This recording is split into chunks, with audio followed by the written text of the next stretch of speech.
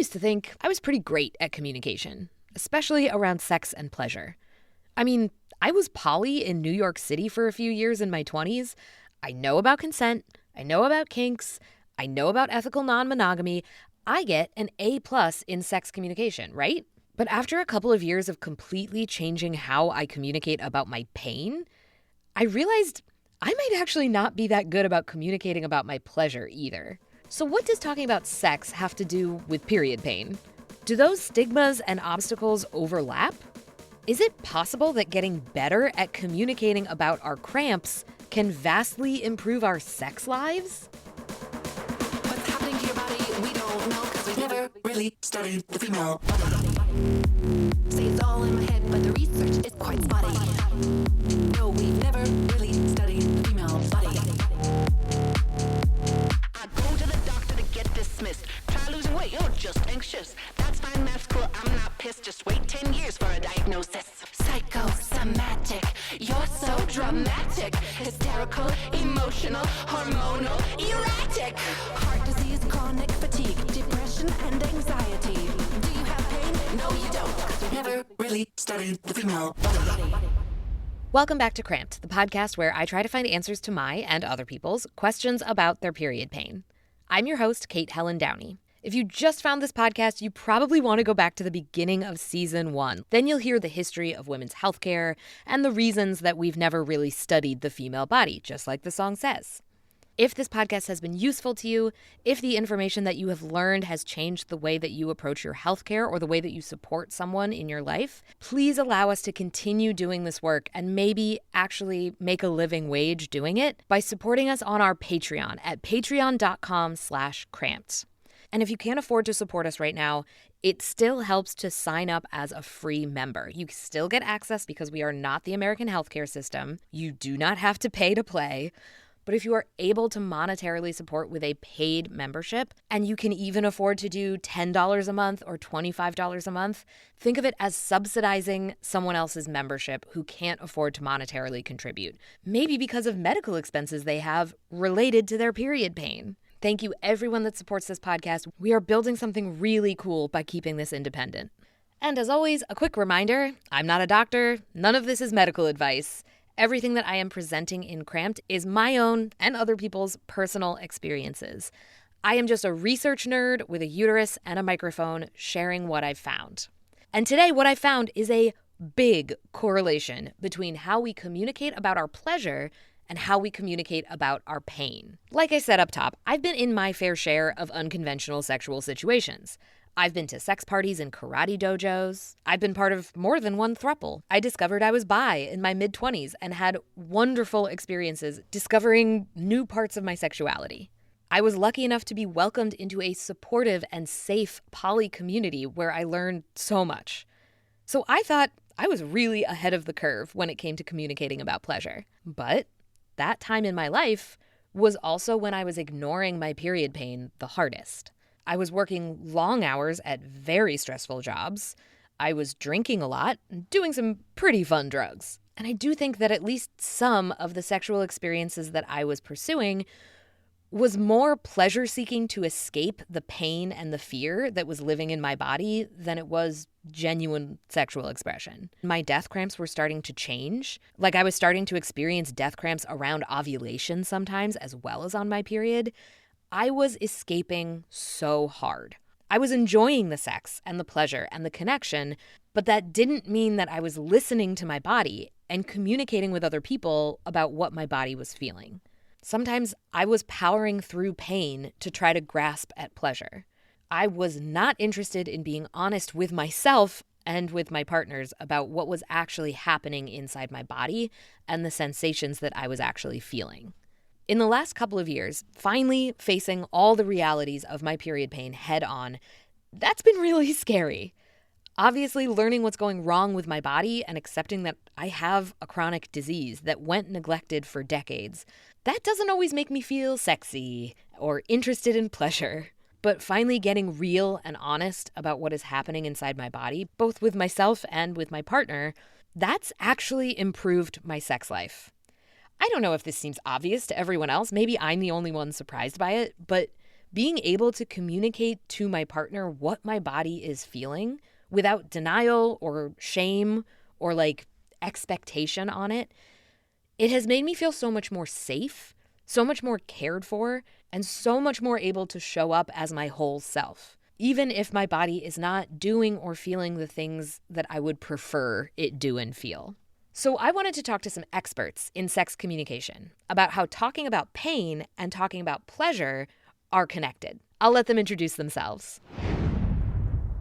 I'm Tess, and I'm one of the co-founders of Squirm. And I'm Kels, the other co-founder of Squirm. And what is Squirm? So Squirm is a sex ed platform for adults, and we mostly focus on healthy communication. So getting more comfortable expressing desires, boundaries, kinks with a partner, but also having that dialogue with yourself. And then we have a other arm that's all about porn literacy. So the way that porn fits into our sex lives. Love that. Have either of you experienced severe period pain? I haven't, but I have, it's kind of self-diagnosed, but it's PCOS. So I've had very irregular periods for my whole life. It's usually like 2 or 3 months apart instead of 1.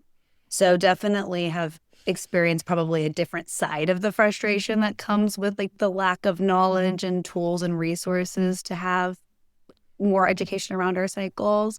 But am lucky in that the pain associated with it is pretty mild. Good. Let's hope it stays that way. I'm really curious about this overlap between talking about pleasure and sexuality and talking about pain, especially pelvic pain, period pain, where those stigmas overlap and like what we can learn about one from the other. To kick us off, why is it so hard to talk about sexual pleasure? I have an idea. Go ahead. I think it's easy to talk about a lot of pleasurable things, but sexual pleasure, it is like a part of pleasure that is challenging to talk about because of the sexual stigma specifically. Like pleasure, we have a great time with pleasure in this culture. It's like fancy things that we buy, good music, good food, like vacations. Like we love showing off the pleasurable things that we're doing, but there's something about sexual pleasure that either feels dirty or like hedonistic in a bad way, or it's private or something. Like I think maybe all those things and a cocktail of all of them. Sex carries this heaviness with it that other forms of pleasure don't. And I think it'd be hard to talk about because of that. It's easier to describe things and talk about things that you have a vocabulary for and that you have that's sort of like socially scripted around you, and you hear other people talking about it and you can kind of pick up words and add it to your personal vocab bank. And like sex, we don't really have that because it's all either euphemisms or it's clinical or it's dirty talk. But there isn't like that sort of plain language of talking about sex that's out in the same way as other things.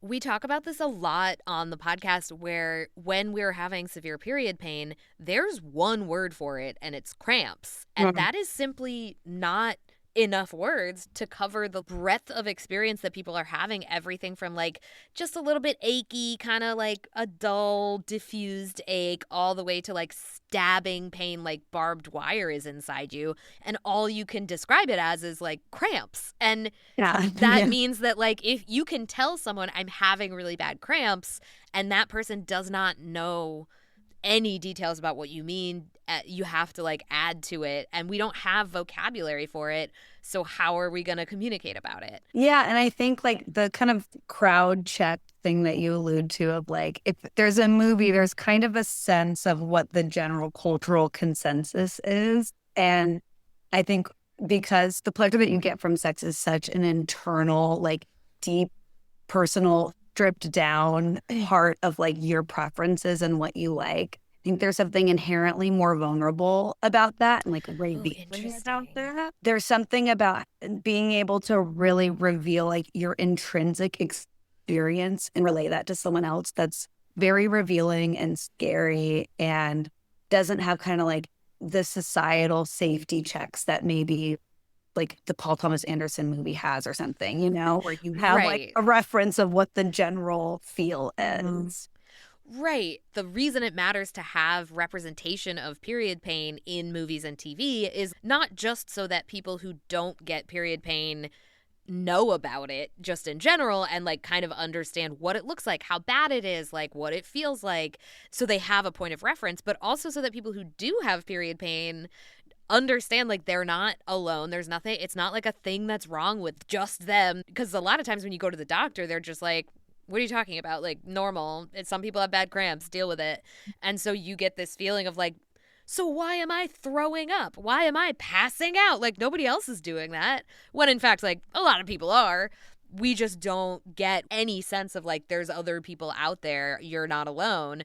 And it's interesting because sex has way more representation, right? Well, certain kinds of sex has way more representation. If it's not, you know, shown in its entirety, it is at least talked about in popular culture. Do you think that's a good thing or a bad thing? Is the fact that it's represented but like in such a limited way good or bad? Good question. I would never want to take it out of popular culture. I wouldn't want to like censor sex, you know, but I think definitely adding more variety is the way to go. Like, yes, it's good that there's representation.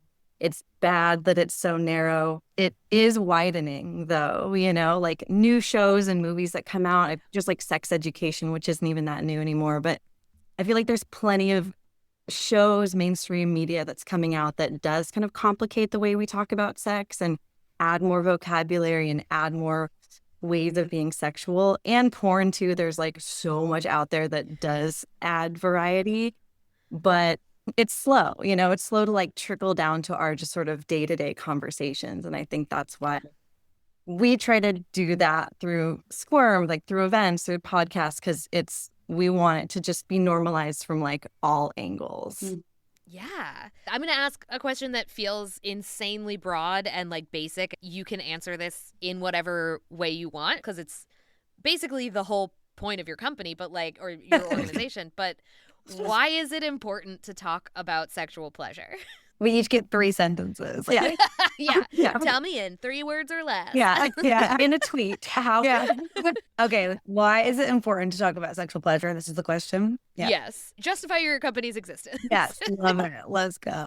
Well, there's always 2 levels of this conversation, because it's like, one is the importance of being able to communicate it with your partner. But I think foundational to that, and something that we bump into a lot, is the internal dialogue and ability to like understand what gives you pleasure in a sexual context. Kind of tying into the media stuff, because a lot of the time sex is represented in media where it's like flashy, hot shower sex and everyone's just like gelling and working. There's this unspoken ethos that it should just be really organic and you should just know what to do and it's just going to click in. And sometimes that's true, you know, but sure, a lot of the times it's not, or even with a partner for a long time and the stuff that used to work isn't working. And so I think, you know, starting that conversation with yourself to really get curious about what turns you on and what might turn you on in the future, just, at least in my life, has provided a lot of insights into just my growth as a person, a sense of empowerment, a sense of being able to feel at home in my body and excited and really alive and vital. To me, one of the most important things is like a feeling alive in my life all the time. And I think pleasure is a great into that. Oh, that's a really great answer. Not a tweet, though. Not a tweet. No, but do you want to add to it, Tess? Yeah, I mean, I really like all that. And I think that covers the more like macro or micro view of it, which is like the internal and the like interpersonal. And I think if there's a third layer, let's say, is by talking about sexual pleasure, it's more than just like, oh, this is what gets me off, or like, oh, I really like, you know, to like suck a dick like this. Like there's like a validation of lifestyle choices that comes with talking about what brings you joy and what brings you pleasure. And that can be really specific sex acts or like relationships that you want to be in and people you love and people you want to have sex with. And all of that grows to be like a much bigger, much more visible like political issue too. And so I think by talking about the things that we authentically want and having those things validated by others, it's like it balloons in a good way, you know? But if you don't talk about it and you're not honest about it, or you don't have people who will hear you, those silences just create a lot of misery for a lot of people, or a lot of discrimination and things on like a macro view that are just bad for people and society. Yeah. Okay, so we did like micro, internal, we did macro. And then I think within the context of a relationship and why we call it Squirm is because Yeah. Why do you call it Squirm? yeah, as well as early days of our website copy, I think we phased this out. It's like everything from the yikes so squirmy to the squirm so good. So it can be like squirming on the bed, writhing around. This is super hot. And it also can feel like I want to crawl out of my skin because this is so uncomfortable to discuss these topics. And I think like one thing that's really foundational to how we approach this work and this topic is getting comfy with things feeling uncomfortable, like just being able to weather that. Like you might sputter, you might not get it out perfectly. There's a lot of vulnerability that's required in this topic. And I think that's something that's so beautiful and so important about having these conversations with partners, is because when you're able to both show up and kind of like work through the stumbles and drill down when you don't understand something, and like, you know, someone's trying to tie you up and they're fumbling with the knot because they don't really know how to do it. Like that practice, even though you might feel like, oh, during it, is really bonding. Like it can really fortify a relationship if you're both able to take your ego out of it for a second and figure it out. I love that. And it reminds me of a time I was dating someone that I didn't really click with that well, and he wanted to have a kind of sex, like he wanted to like have me up against the wall, but he's much taller, so he had to like pick me all the way up, and then he dropped me, and I was like, sex is over, like we're not having sex anymore, like. And he was like, what, just because I made one mistake? And I was like, kinda, yeah. Like it was a big mistake. A bruised tailbone is kind of the end of that. And it's just like, I agree with like, yeah, we should all be able to make mistakes and like get something wrong during sex, but like if you drop me and you're tall, sex is over. Like, the barley to fall. Yeah.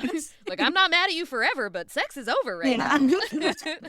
Which again goes back to pleasure and pain. I'm really like so interested in this overlap of pleasure and pain. It's so funny that as a culture, there are only certain kinds of pain we're allowed to talk about, and there are only certain kinds of pleasure that we're allowed to talk about, where it's like you can talk about hot shower sex. For some reason, that's the kind of sex that we get to show and we get to see as, oh my God, it's so hot. Maybe it's not.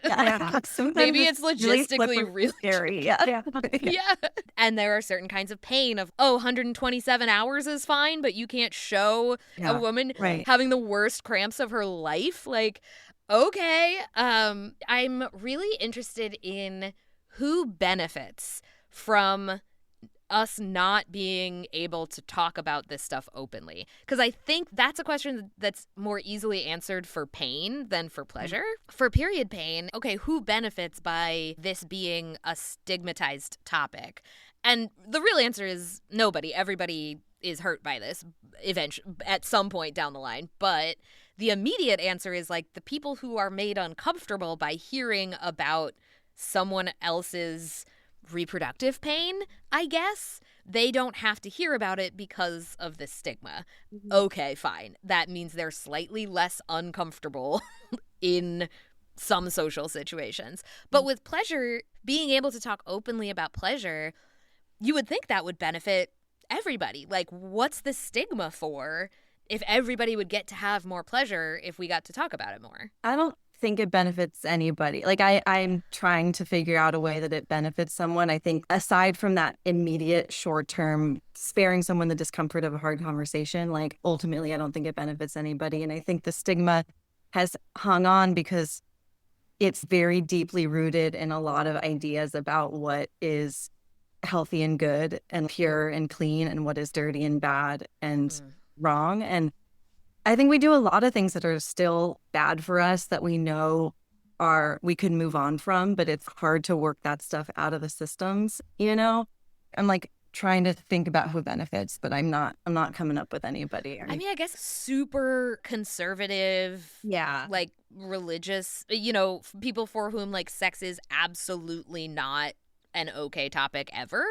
Yeah. And I guess like if there's little kids around, I guess it's good that that we're not like openly talking about sex, but like maybe it's not. I don't know. Yeah, and that was my instinct on it too. Is real like religious and conservative groups where like the ideology is sex is within a marriage between a man and a woman, and it's like a very private, very sacred, very this is just for those two people kind of thing. But I think let's set aside whatever my like personal objections, which there are many to that point, are. Like, even in those contexts, those two people should still have the tools to be able to know how to discuss pleasure within their relationship. And so, like, Right.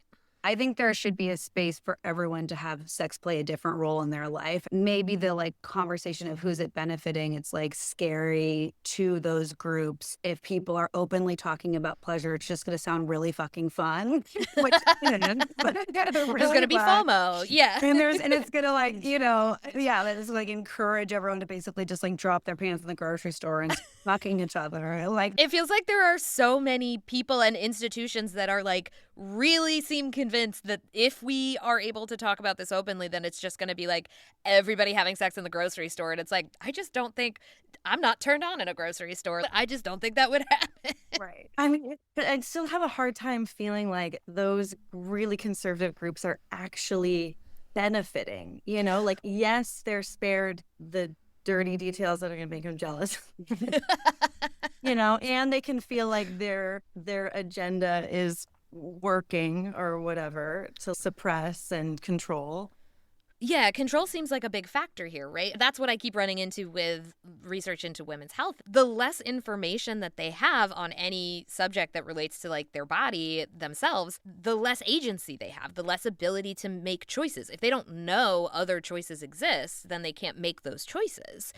We talk about that a lot with pain. If you go to the doctor and the doctor says, it's normal, take some ibuprofen, you don't know other options exist. You don't know other people experience this and have found other solutions and other treatments.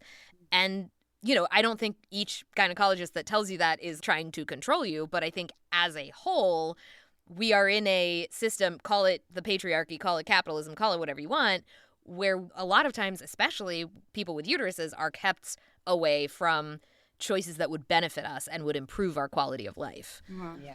Definitely. It's interesting to hear you talk about like the pain piece of control and how when there isn't research done on certain people or certain conditions, it definitely impacts how many resources get poured in that direction, like how much support, how much help, and just like general knowledge on what someone might need. And I feel like with sex, if we're thinking about those same groups or like conservative groups, religious groups, whoever's trying to sort of silence these conversations, I feel like it's a real like fallacy of control because you can not talk about it, but you're not going to stop people from actually doing the thing, You can't stop it. Like these things are going to happen and people are going to find the thing they need, even if it puts them in the most danger. It's like still like such a futile efforts, and therefore it's hard for me to feel like there's any sort of benefit that's actually happening at all. Right. And it always turns into like a hypocrisy thing, right? Because the religious leaders, politicians, you are fighting against something that has been around as long as our species has been around. If we're talking about like sexual pleasure, like, do you really think you're going to be able to make us feel bad enough to like not do that thing? Yeah. Yeah.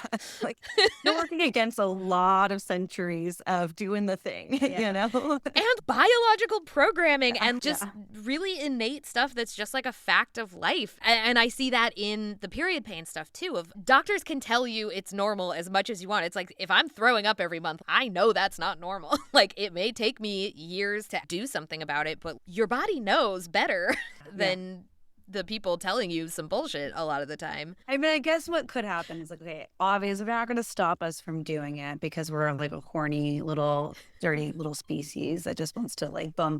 But like, what it could maybe create is a sense of, and we do run into this a lot, like a sense of shame or conflict about like, are my desires normal? Is my drive normal? Is my libido normal? Is it like, okay, that I want to be choked and whatever? Kind of like seed of doubt that's planted. Am I okay? Am I good? When you have a society that is really at this state of like internal conflict with themselves where they feel like they're not quite getting their needs met. They're like not really sure if what they want is normal. Like they're at this sense of unrest.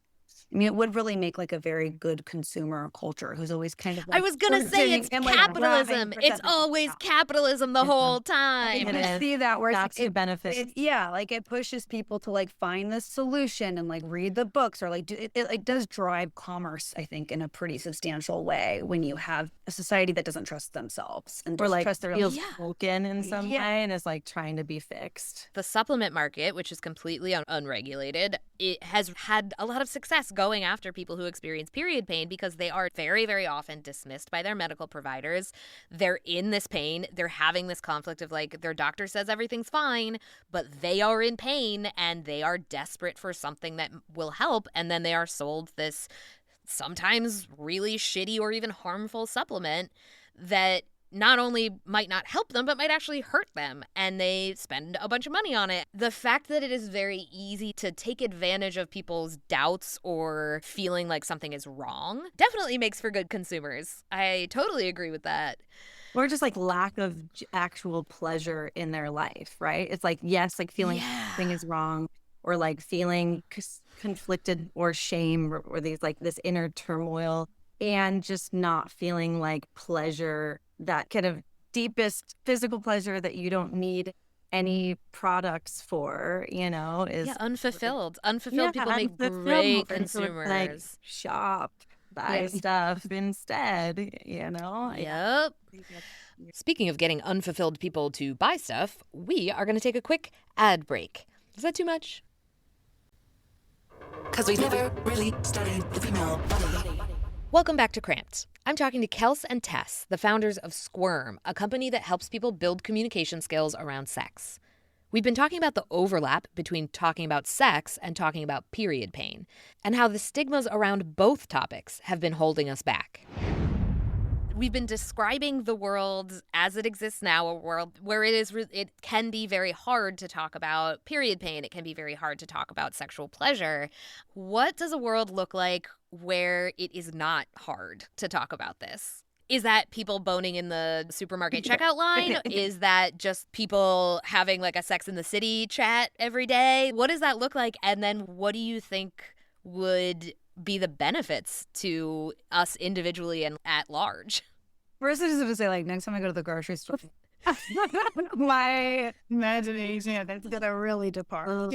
I'll say that I don't know that it's like the goal for it to not be scary or to like not have fear around talking about sex. I think it's sort of untangling the layers of why that's scary. Like, I would love to see a world where the kind of like fundamental question of if being a sexual person is normal or not is like eliminated from the equation. But I think it's always going to be a little scary and vulnerable to expose yourself like that to somebody. And that's, again, like, okay, it's like the embracing the squirminess of it. I'm down with that continuing to be a thing because utopia would be really boring, right? Like if it was always so easy and seamless. So Right. There can't be no risk. There can't be no danger. Right. Yeah. And the tension makes it fun. Yeah, the tension Yeah. a little scary, a little taboo. Like that's A little naughty. Yeah. like, that's kind of what turns up the heat. yeah. Something I really love about sex, and probably the favorite thing that I've learned through the process of having Squirm, is that like sex means really different things to everybody. And I think that that's beautiful and should be maintained. While I don't want conservative religious groups pushing an agenda on like that it should just be between a man and a woman in the confines of a marriage, I don't want them telling other people that's how it has to operate. But if that's what they want for themselves, like I'm all Right.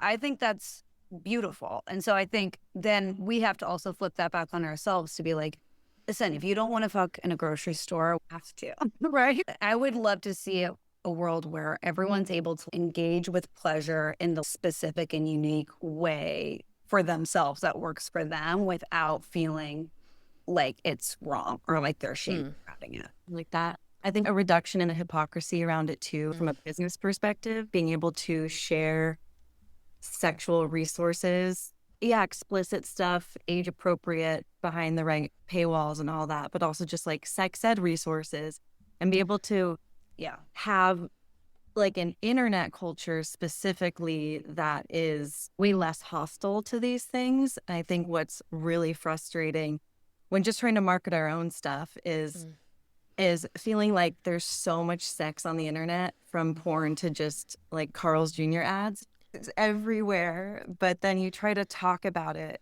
with detail, and you try to talk about it with like thought and something specific that might help somebody, or like using words that are sexual that we all need to be able to use, and it just gets taken down, it gets shut down. In our culture, it is okay for capitalism and consumerism to use sex to sell things, but it is not okay for us to educate each other about sex. If the point is education, then it's like, no.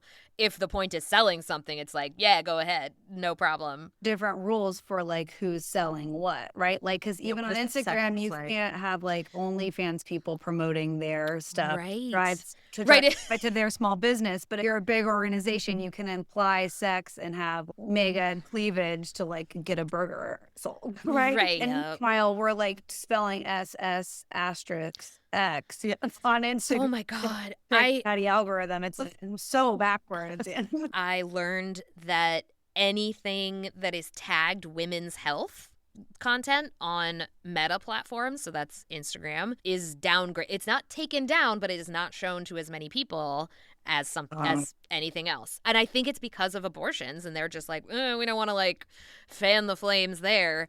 We have to say vag instead of vagina. We have to do the peach instead. Like, it's so crazy. And it's like, we're an educational resource. Yeah.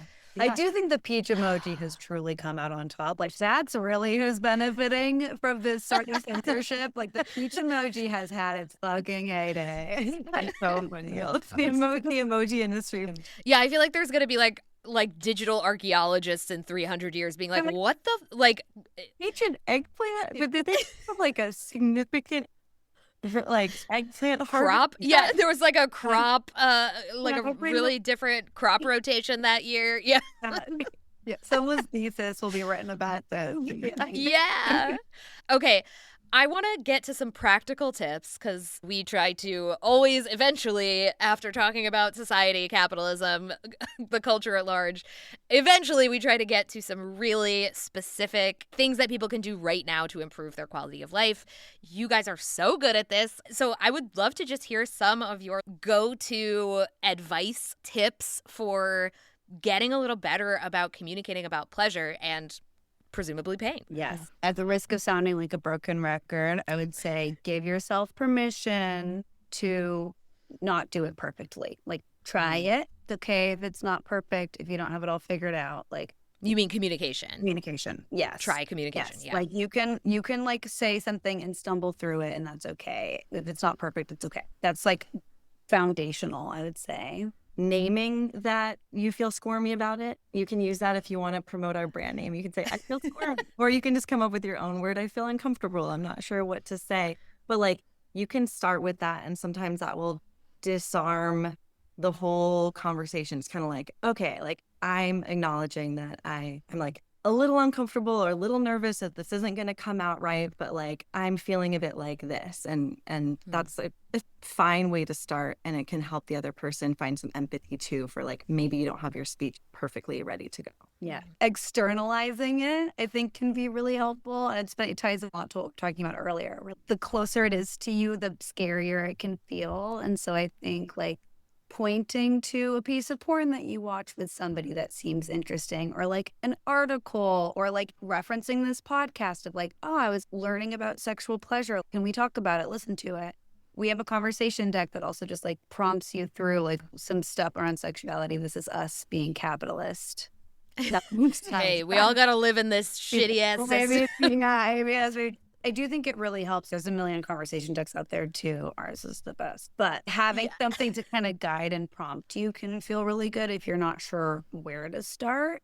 And I think experiment, like, I don't know, I'm such a fan of just like fucking it up and like experimenting. Like, I've thought about times when I've been in ruts in relationships or sex, and it's just like taking stuff off the table, like taking orgasms off the table, or taking like specific sex acts off the table, just like to be able to create different containers for your sex life to try to explore stuff. I think that's just fun and connecting, and can also lead you to new parts of yourself that you might not even know about yet.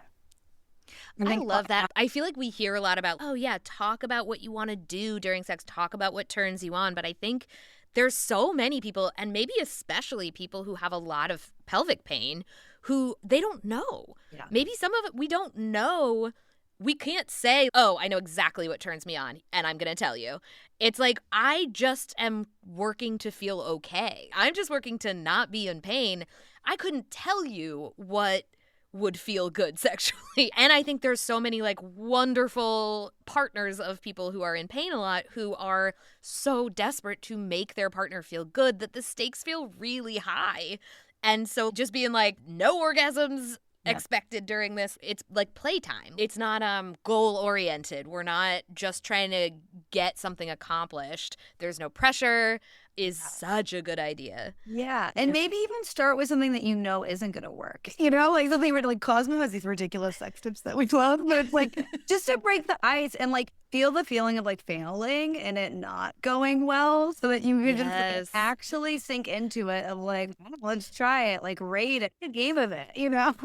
That's the sexual version of like being a stand-up comedian and having to like bomb on stage before you can ever actually like take enough risks to do well. Yeah, I love that. You have to just be like, right, I could do the thing that works the worst and nobody dies. It feels like someone's going to die. Survive it. Yeah.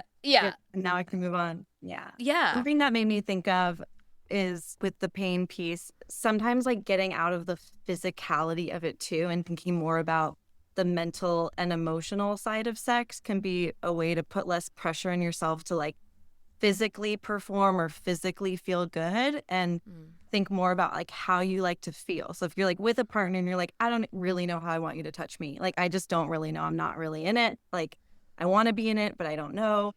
You can think about, do you want to feel powerful in this experience? Do you want to feel powerless? Do you want to feel like objectified? Do you want to feel tender? Do you want to feel a little naughty? Like, do you want to be kind of a brat? Like, you can think about some different sort of social or mood dynamics and then take pressure off of like the physical thing working and more like, how do we play with this mood, and will that mood then kind of help my body like relax into what's happening a little bit more too. That's like something we try to work into our workshops when like expanding our sexual vocabulary. It's like, yeah, I want to be able to describe how I want someone to go down on me, but I also want to describe like how I want to feel right now. And that might be different from how I feel tomorrow, or like how you think that I might want to feel. Yeah. I did a bunch of research into whether men and women feel the same amount of pain.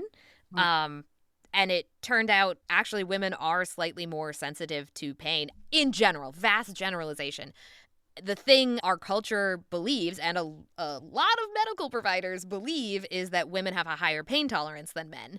And that is the opposite of what is medically, scientifically true. And treatment gets doled out along those lines. But what was really fascinating to me in that research was that part of the reason treatment for pain is different between men and women is that men and women describe their pain differently, where men will often describe it in physical terms. It feels like this when I do this, or like I can't reach my arm over my head, whereas women are more likely to describe their pain in things that they are unable to do because of the pain. Like, I can't take care of my kids, or I can't go to these social things because of my pain.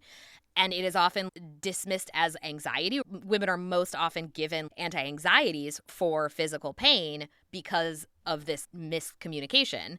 And that's not the person's fault who's describing their pain. It's the provider's fault. But I wonder if there's also the same disconnect. Maybe people with uteruses, maybe we want to describe something in not just physical terms when it comes to sex, but that's the language we've been given. How we're told to talk about sex is like, do this. This is what will make me come. And it's like, well, that's not how I think of pleasure. Yeah. That's not like how I want to feel. I want to feel this way. And maybe it should be on the other person to interpret that into a physicality sometimes. Yeah, I think that's so well said. And it reminds me of this time I was talking to this guy I was like kind of dating, and I was telling him about the workshop, and like Tess mentioned, like a big part of our workshop is like describing how you want to feel during sex, and I was telling it to him. He's like, I don't get it.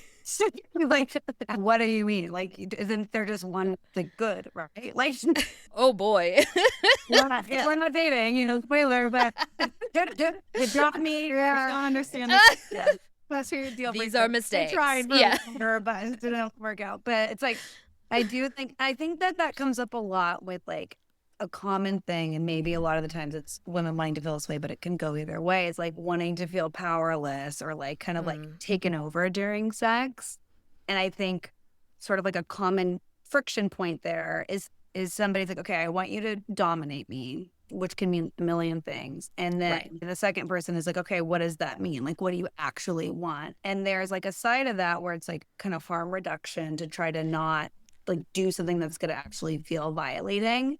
But then I think for the other person, it's like, if I tell you that like defeats the purpose, and so it can like be this stalemate. I think a lot of people, like I certainly experience this where like, I want to go to sex to like actually not think like I'm so high functioning in so many parts of my life. I want somebody to kind of like take control of me sometimes. So it can feel like it'll ruin it a little bit to like write a choreography for them of like what to do. Right. And I think that's another practical tip is being clear on like your boundaries and what you definitely don't want. So there is still room for spontaneity of like, this is the goal. Like, this is kind of how I want to feel. This is what's going to like really take me out of it. These are words I don't want to hear. This, like, I don't want a hand on my throat, whatever the specifics are, so that there is still space for that improvisational magic to happen between two people. But and somebody isn't so like feelings oriented, they can like have some kind of specific tangible things to wrap their hands around. Yeah. To loop this back around to pain, there's so much about care in both of these, right? How do you ask for care often when you're in the middle of sex or you're in the middle of having really horrible period pain? It feels crazy to like equate those because like they're very different experiences, but they are both experiences that are like deeply physical, but also really emotional. And you're often like kind of incapacitated or you're in a different state than you are at other times. I think it can be really hard to communicate what you need in the moment for period pain. If you have like really bad, like I used to, of throwing up, passing out, potentially needing to go to the ER, having conversations with people ahead of time of like, this is a thing that could happen. This is how it feels. This is how it usually goes. Here's what I will need from you. Or like, is it okay to ask this of you? And if you find me passed out on the floor of the bathroom, here's what you should do. And like, here's what's not helpful. Like, don't call an ambulance because it's really expensive and I'm okay. And passing out is actually like what ends the cramps for me. So just like make sure I wake up and haven't hit my head, but don't panic. Those are important conversations to have with people that you like share space with or share a life with. And yet it's really hard because you don't want to be the kind of person that has these kinds of needs. But life for both of you gets so much better if you can communicate that, like, one, this might happen, and two, here's what we can both do if this happens. And then for sex, it's obviously, like, hopefully a much happier experience and outcome. But I think it's also, like, you don't want to have that conversation in the middle of sex. You want to have that conversation beforehand so you can really be in the moment. Yeah. We try to like delineate between, and this is subjective, but for some people it's a close on conversation. Some people it's like a close off conversation. So it's like, in the middle of sex, you can always stop something that's happening. You know, of course, there's like feedback and communication to be had, whether it's to like pump the brakes or pump the gas. But then there's certain points of feedback or like certain types of conversations that are better to have when you're not having sex. And that can be the bigger picture things or the stuff that might take a little working through or you like need your frontal lobe for, you know, which is like going to be shut off probably if you're like in the having sex. Totally. But I think like with all of it, I mean, your first tip, Kels, was to be really compassionate with yourself and not feel like you have to communicate things perfectly. And I think the same goes for your partner and like extending that grace to whoever you're having these conversations with, whether it's about pain or about sex. But it's like they're, you know, the biggest gift they can give you in those moments is like presence and care. Like you're saying, like, I care to understand what you're saying and asking of me. I like care to understand your experience. I'm present. I'm listening.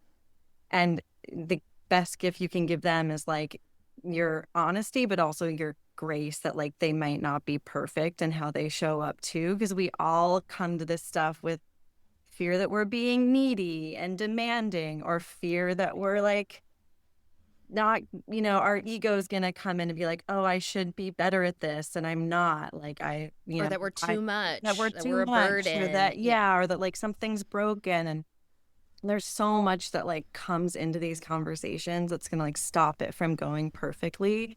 So I think it's like just trying to be gentle and like sit in the awkwardness of it all. And like everyone has needs, hopefully people are really trying. But it's a clunky thing to like ask for the thing that you need when you are at your most vulnerable. Yes, totally. I want to end on a positive note here, because from what I have experienced over the last couple years, going from like having had horrible period pain that was dismissed for 22 years, getting to the point where I'm like, okay, enough already. Like this, I know there are solutions to this. I know there are answers. I'm going to go find them, and I'm going to share the process of me doing that with anyone who needs to hear it. It has really changed the way that I think about everything when it comes to like communication and stuff going on in my body. And that includes sexual pleasure. Since actually getting answers, it's incredibly validating to be told like, yeah, your pain was caused by something this whole time. You were not overly sensitive. You were not making it up. You were not just being dramatic. It was actually caused by something, and we can treat it, is incredibly validating. And it made me go, I'm never going to listen to someone else about my body more than myself. Yeah. And also, I'm going to do a ton of research into reputable sources. Like, if I have a question, I'm going to try to answer it either by like talking to people I trust, by going and looking it up, or by trying some stuff out. And I feel like I've extended that into pleasure as well. There are certain things like I feel like I should do. Maybe I don't do those anymore.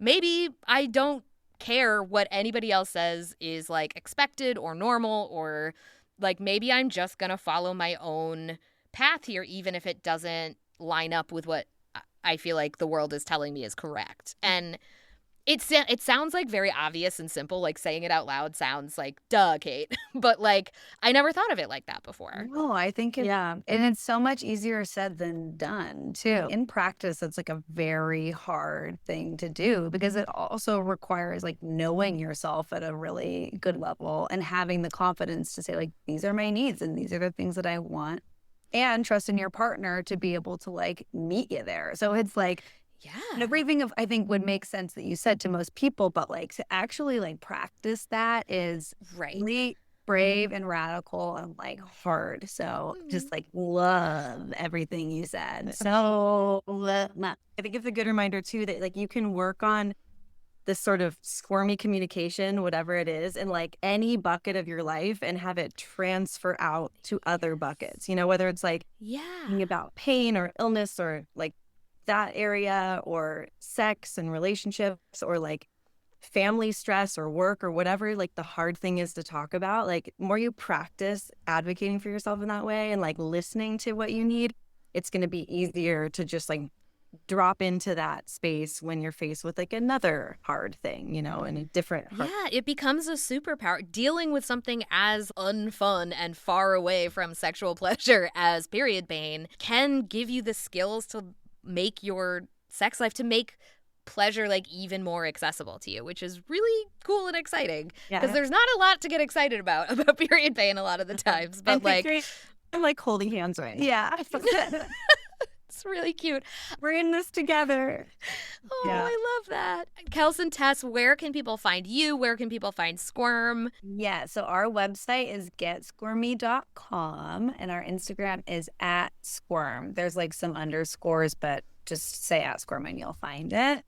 If you're in the Portland area, we regularly do events. So we have like mixers. We sometimes do parties at sex clubs, which is crazy. We have a lot of stuff going on. So just like find our website, find our Instagram, and you'll see where we're at. And then amazing. Our podcast miniseries, Porn Nerds 2, which is on every podcast platform. And it's fantastic. If you have enjoyed listening to this nerd talk about period cramps for the last, 9 months, you will definitely enjoy hearing these two nerds talk about porn. That's it for this week's Cramped. If you have thoughts about the overlap between communication about pain and communication about pleasure, and you want to share them and talk about it, we would love to hear it. If you are a member of the Patreon already, go ahead and comment on this episode on Patreon. Or we can chit-chat on the Cramped Discord, which you can also join via the Patreon. I absolutely welcome any corrections or any further information. We love to learn more. You can reach out to me on Instagram at Kate Helen Downey, or you can email us at crampedpodcast@gmail.com. See you next time. What's happening to your body? We don't know because we've never really studied the female body.